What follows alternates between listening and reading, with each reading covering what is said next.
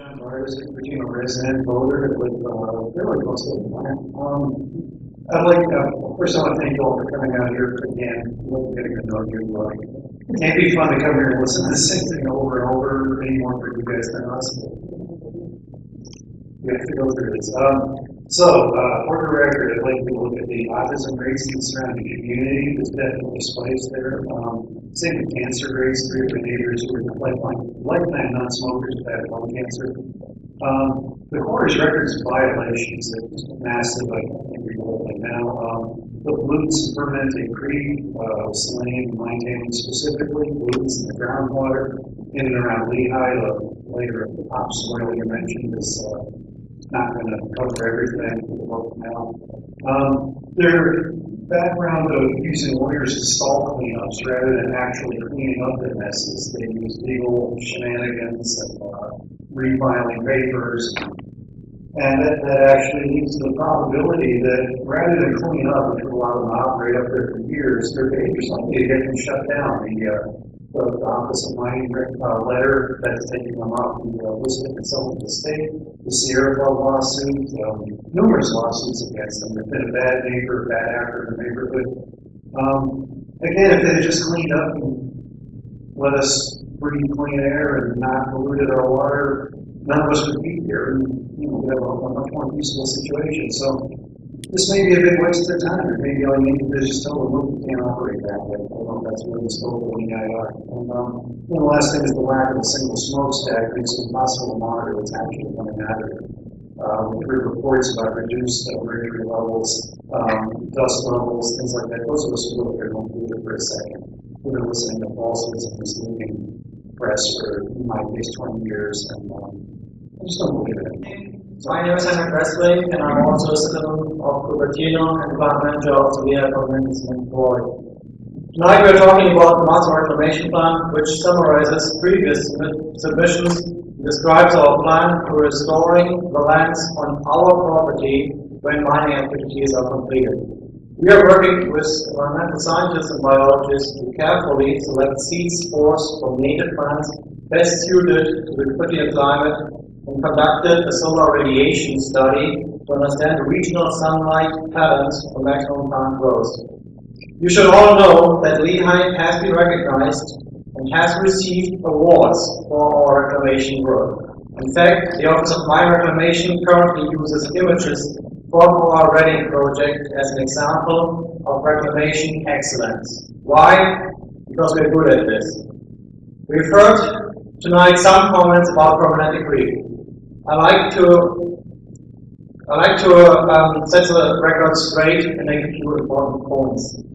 I want to be very clear on this point. Lehigh has a valid permit that covers both stormwater and authorized non-stormwater discharges, and our quarry water management is in full compliance with our permits. Tonight, Lehigh has worked closely with the Regional Water Board on this plan for well over 10 years. I'm proud of all the efforts.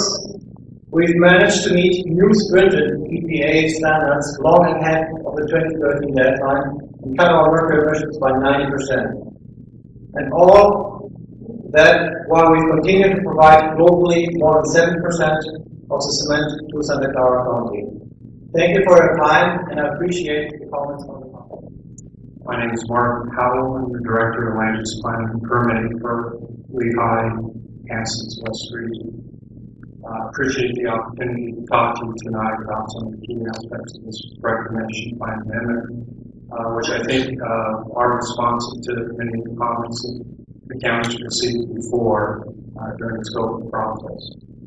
Of the 3,500 acres that we own at Permanente, this Reclamation Plan amendment will cover about 543 acres of active mining. It creates about 217 acres of buffer areas which will not be disturbed.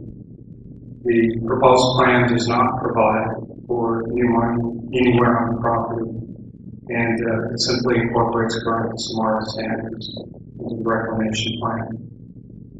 The plan also backfills the existing mining area to an elevation roughly equivalent to that permanent creek. So it stabilizes the existing slopes and eliminates the retention of stormwater in that area. Because the plan utilizes fill material from the West Material Storage area, it also addresses concerns that have been expressed about the U-shed from the north of our property. In fact, the West Material Storage area, when it's fully reclaimed, will approximate the elevations which existed prior to mining back in the late 1800s. The East Material Storage area, of course, is still incorporated into the plan, and so that the residents that live east of our property will still have the benefit of screening the views of our industrial operation. So thank you very much for your time. If people have questions about the plan or about Lehigh, I would invite you to call our hotline, and we also have a website where you can be contacted. I don't want a new mine near my house, and I'm encouraged to hear that there's nothing in this plan for the new mine like there has been in the last reclamation plan. However, if they've just split it apart and they still actually have those plans, there's a problem.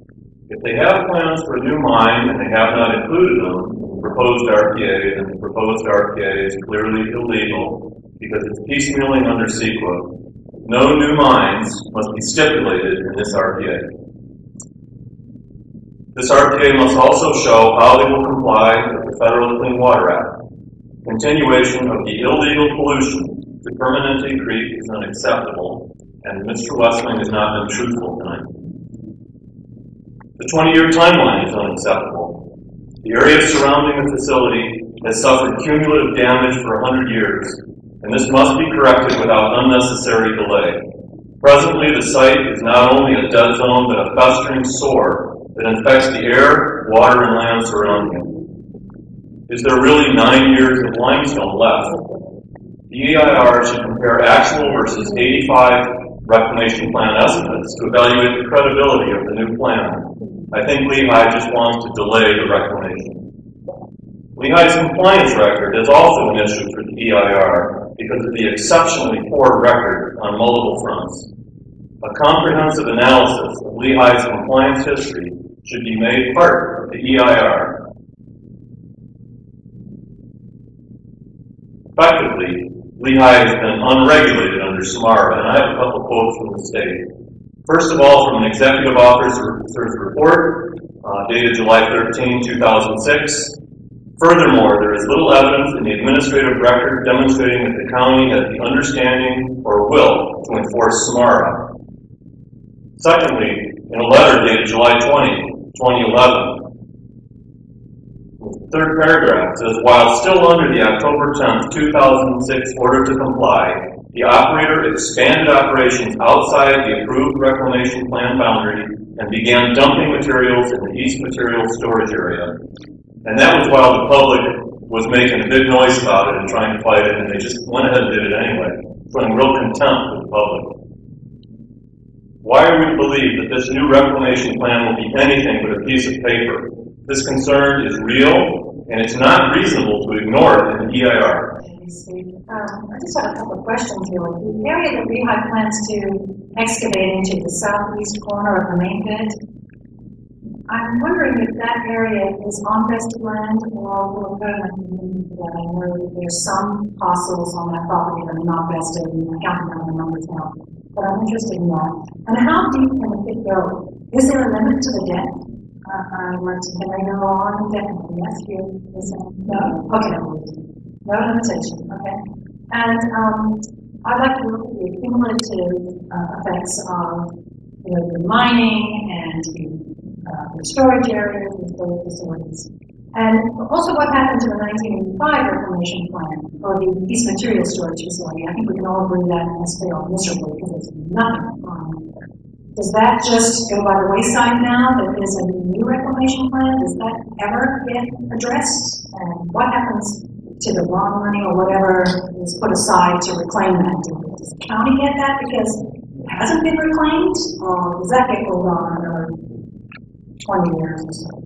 And can we tie conditions to this? Can we tie conditions like, yeah, you can do this, but you can mine into this extra area, but you've got to put this smokestack in. You've got to do this and do that. So some of the questions and concerns that we have, can we actually have those conditions and make sure the smokestack is up before the EIR is approved, just along those lines. And then what assurances do we really have that this new reclamation plan will be abided by, that they will follow it? Certainly they didn't abide by the 1985 reclamation plan, so is this really